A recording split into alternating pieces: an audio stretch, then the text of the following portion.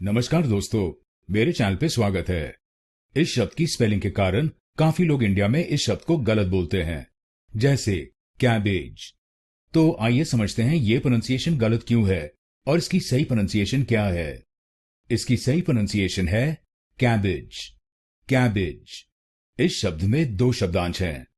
पहले शब्दांश को यानी CABB को बोलिए कैब, कैब, और दूसरे शब्दांश को यानी AGE को बोलिए एज, एज।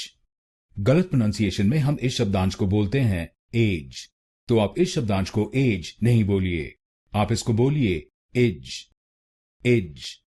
तो बनेगा cabbage, cabbage, cab, age, cab, age, cabbage, cabbage. और इस शब्द में आपको पहले शब्दांश पर यानी CABB पर जोर डालना है, कैबेज, कैबेज। तो इस शब्द को कैबेज नहीं बोलिए, इसको बोलिए कैबेज, कैबेज।